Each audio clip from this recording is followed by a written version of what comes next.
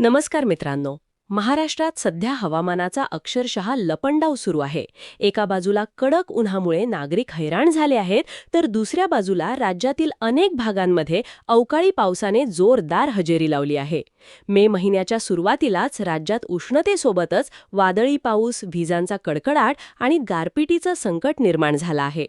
हवामान विभागाने आज राज्यातील तब्बल 22 जिल्ह्यांना सतर्कतेचा इशारा दिला असून काही ठिकाणी ऑरेंज तर अनेक भागांना येलो अलर्ट जारी करण्यात आला आहे. त्यामुळे नागरिक, शेतकरी आणि मच्छीमार यांना विशेष काळजी घेण्याचं आवाहन प्रशासनाकडून करण्यात येत आहे. सुरुवात करूया विदर्भापासून. विदर्भात आजही हवामान अस्थिर असून चंद्रपूर आणि यवतमाळ जिल्ह्यांमध्ये वादळी पावसाचा मोठा धोका कायम आहे. या दोन जिल्ह्यांना हवामान विभागाने ऑरेंज अलर्ट दिला आहे. ताशी 40 ते 60 किलोमीटर वेगाने वाहणारे वारे, विजांचा कडकडाट आणि काही ठिकाणी मुसळधार पावसाची शक्यता व्यक्त करण्यात आली आहे. विशेष म्हणजे प्रचंड उष्णतेच्या पार्श्वभूमीवर अचानक बदलणारं वातावरण नागरिकांसाठी मोठं आव्हान ठरत आहे. गडचिरोली वगळता विदर्भातील इतर सर्व जिल्ह्यांना येलो अलर्ट देण्यात आला असून तापमान 39 ते 43 अंशांच्या दरम्यान राहण्याचा अंदाज आहे. दिवसभर कडक ऊन आणि संध्याकाळी वादळी पाऊस असं चित्र सध्या विदर्भात पाहायला मिळत आहे. आता वळूया पश्चिम महाराष्ट्राकडे. कोल्हापूर, सांगली आणि सोलापूर जिल्ह्यांमध्ये आज पावसाचा येलो अलर्ट जारी करण्यात आला आहे. दुपारपर्यंत उन्हाचा तडाखा जाणवणार असला तरी संध्याकाळच्या सुमारास वातावरणात अचानक बदल होऊन मेघगर्जनेसह पाऊस पडण्याची शक्यता हवामान विभागाने वर्तवली आहे. विशेषतः घाटमाथ्याच्या भागात पावसाचा जोर अधिक असू शकतो. ताशी 40 ते 50 किलोमीटर वेगाने वारे वाहण्याची शक्यता असून नागरिकांनी सतर्क राहण्याचा सल्ला देण्यात आला आहे.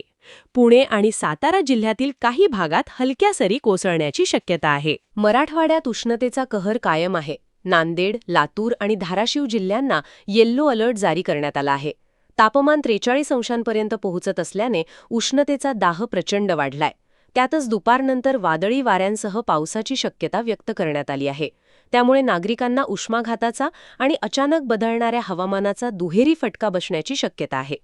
उत्तर महाराष्ट्रात मात्र वेगळंच चित्र पाहायला मिळतंय. नाशिक, धुळे, जळगाव आणि नंदुरबार जिल्ह्यांमध्ये सध्या कोरडं आणि उष्ण हवामान कायम आहे. या भागात पावसाचा कोणताही इशारा देण्यात आलेला नाही. उलट तापमान 42 अंशांच्या पुढे जाण्याची शक्यता असल्याने उष्णतेची लाट अधिक तीव्र होऊ शकते. मुंबईसह उत्तर कोकणात उकाड्याने नागरिक अक्षरशः त्रस्त झाले आहेत. मुंबई, ठाणे, पालघर आणि रायगड जिल्ह्यांना येल्लो अलर्ट देण्यात आला आहे.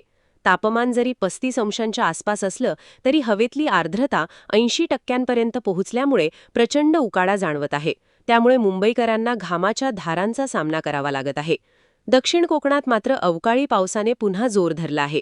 रत्नागिरी आणि सिंधुदुर्ग जिल्ह्यांमध्ये पुढील 48 तासांसाठी वादळी पावसाचा इशारा देण्यात आला आहे. काही ठिकाणी मुसळधार पाऊस, विजांचा कडकडाट आणि जोरदार वारे वाहण्याची शक्यता आहे. उष्णतेपासून काहीसा दिलासा मिळत असला तरी शेती आणि फळबागांसाठी हा पाऊस धोकादायक ठरत आहे. दरम्यान रायगड आणि रत्नागिरी जिल्ह्यांमध्ये अवकाळी पावसामुळे जनजीवन विस्कळीत झाल्याचं चित्र पाहायला मिळतंय. संगमेश्वर तालुक्यात सलग तिसऱ्या दिवशी मुसळधार पावसाने हजेरी लावली. दुपारपर्यंत कडक ऊन असताना संध्याकाळी अचानक काळे ढग दाटून आले आणि विजांच्या कडकडाटासह जोरदार पावसाला सुरुवात झाली. बाजारपेठ परिसरातील रस्ते पाण्याखाली गेले, नाले तुडुंब भरले आणि अनेक दुकानदारांची धावपळ उडाली. काही काळ वाहतुकीवरही परिणाम झाल्याचं पाहायला मिळालं. सतत सुरू असलेल्या या अवकाळी पावसामुळे कोकणातील आंबा उत्पादक शेतकरी मोठ्या चिंतेत आहेत. आंबा, काजू आणि भाजीपाला पिकांना फटका बसण्याची भीती व्यक्त केली जात आहे. अचानक पडणाऱ्या पावसामुळे फळगळ वाढण्याची शक्यता असून शेतकऱ्यांचं मोठं नुकसान होऊ शकतं. रायगड जिल्ह्यातील पाली आणि सुधागड परिसरातही शनिवारी वादळी वाऱ्यासह मुसळधार पाऊस कोसळला. काही ठिकाणी झाडं कोसळल्याच्या घटना घडल्या तर अनेक भागांमध्ये वीज पुरवठा खंडित झाला. रस्त्यांवर पाणी साचल्यामुळे वाहतुकीलाही फटका बसला. प्रशासनाकडून कोसळलेली झाडं हटवण्याचं काम युद्धपातळीवर सुरू असून नागरिकांना सतर्क राहण्याचं आवाहन करण्यात आलं आहे. सध्या राज्यातील हवामान अतिशय अस्थिर बनलं आहे.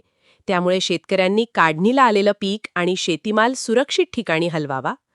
मच्छीमारांनी समुद्रात जाताना स्थानिक हवामान सूचना तपासाव्यात आणि नागरिकांनी दुपारच्या कडक उन्हात बाहेर पडणं टाळावं, असं आवाहन हवामान विभागाकडून करण्यात येत आहे. दरम्यान तुमच्या जिल्ह्यात हवामानाची परिस्थिती कशी आहे? पाऊस सुरू आहे का उष्णतेचा तडाखा वाढलाय? आम्हाला कमेंट करून नक्की सांगा.